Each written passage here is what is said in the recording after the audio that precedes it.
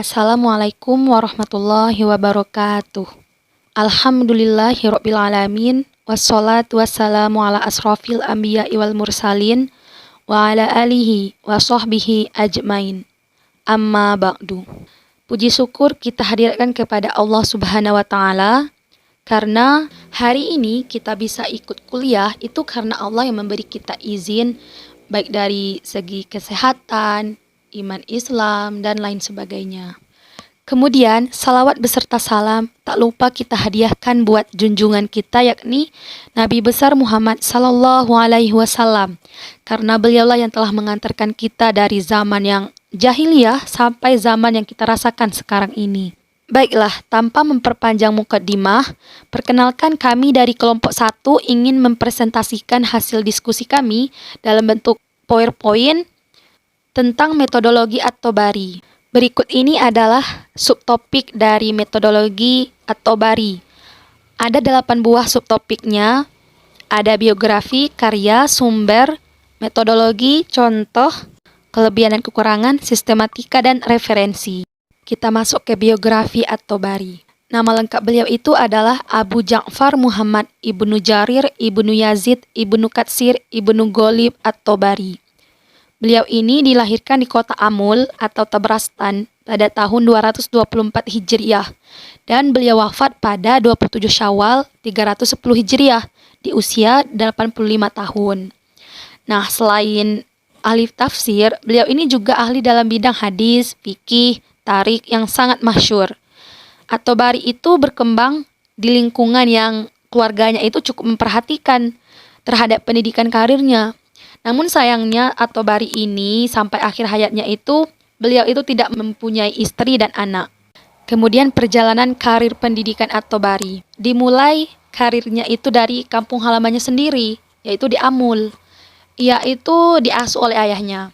Kemudian dia itu dikirim ke Rai, Basrah, Kufah, Mesir, Syriah. Kenapa beliau dikirim ke situ? Itu dalam rangka untuk belajar atau rihlah fi tolabul ilmi.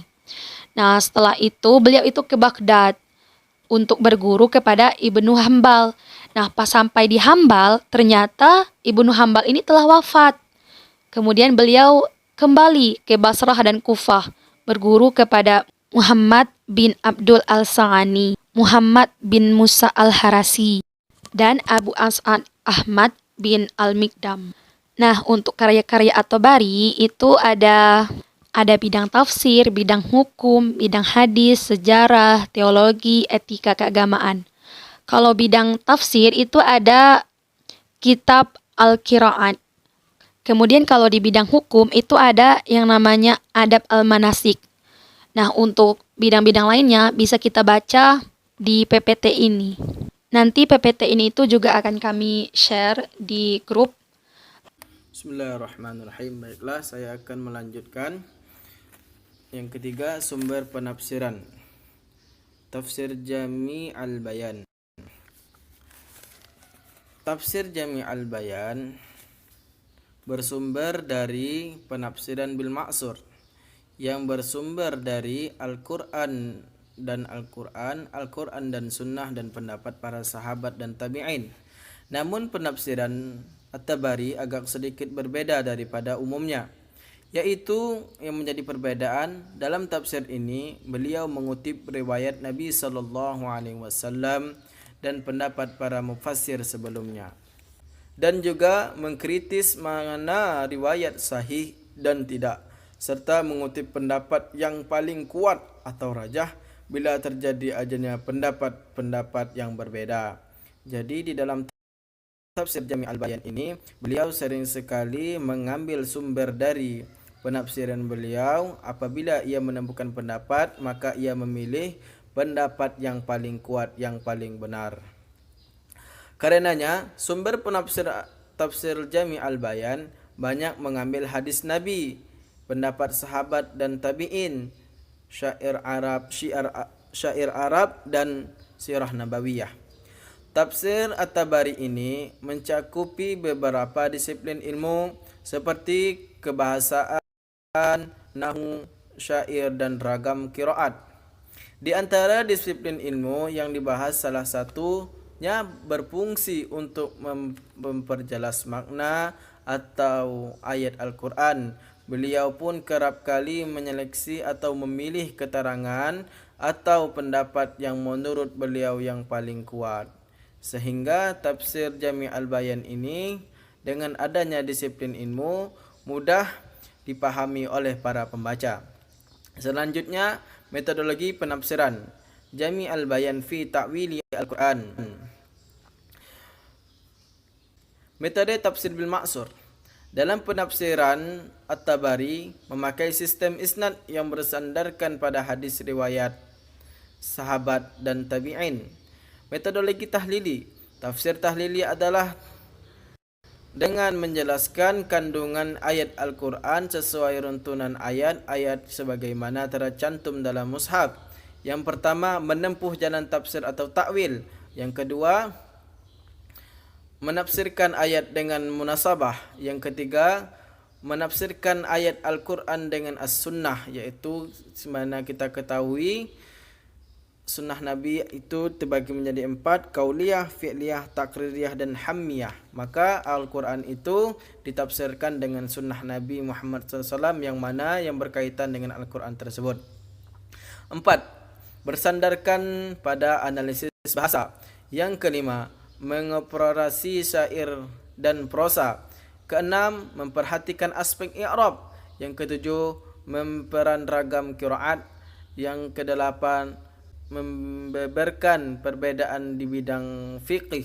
Yang sembilan, mencermati toleransi.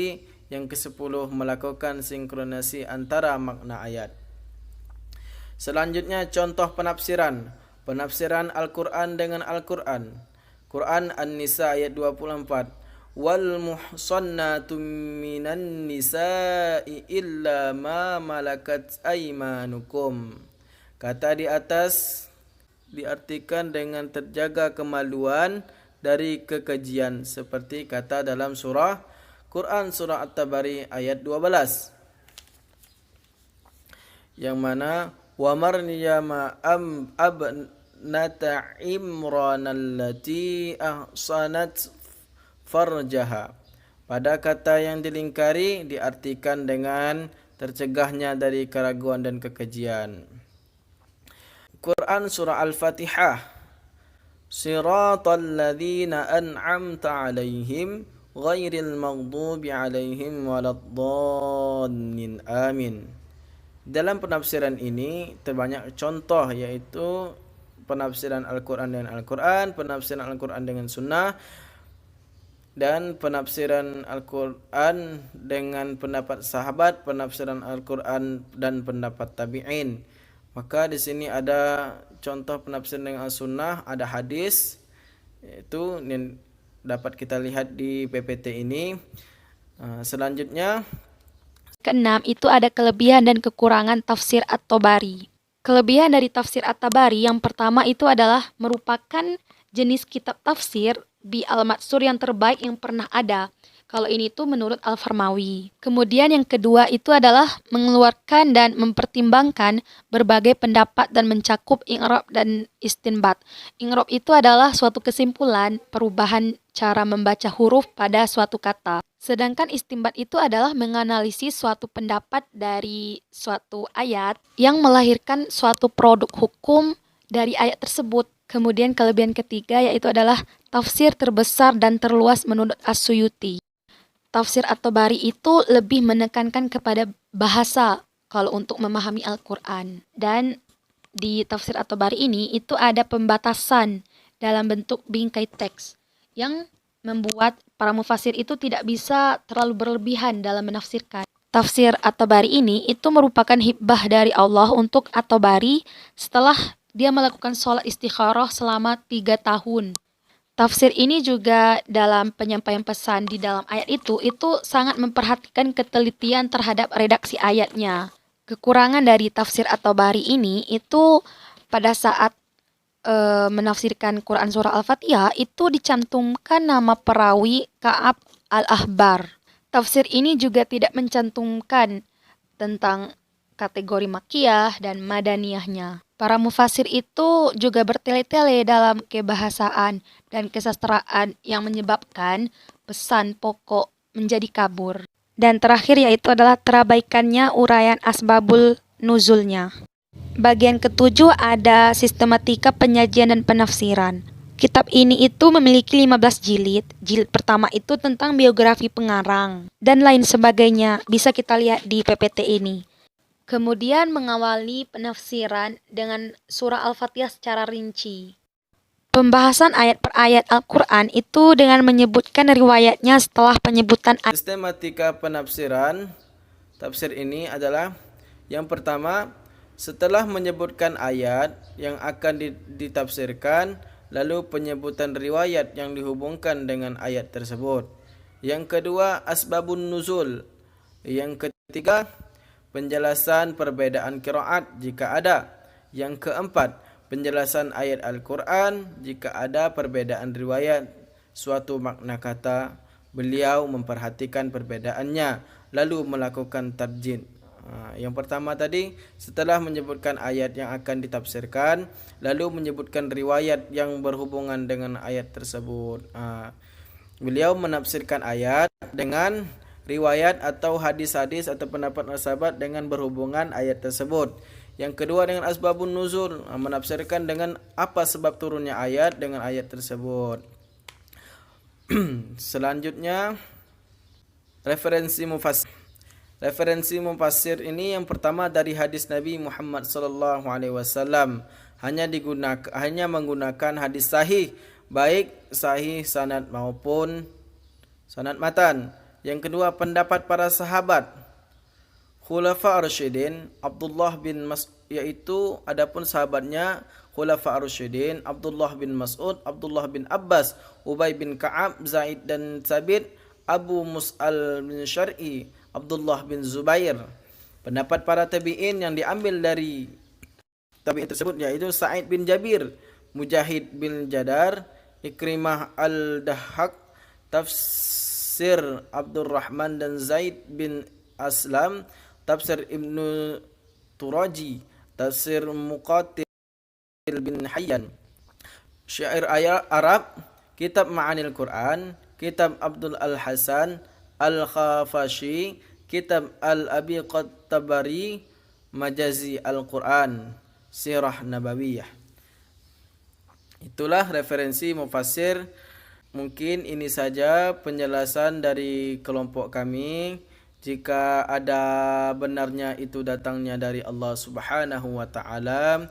Jika ada salahnya itu memang dari kekurangan saya sendiri dan kawan-kawan, yang mana kami masih dalam keadaan belajar. Jadi mohon dimaklumi. Sekiranya ada kata yang membuat hati yang tidak nyaman, maka kepada Allah saya mohon ampun, kepada kalian semua kami mohon maaf. Saya akhiri. Wassalamualaikum warahmatullahi wabarakatuh.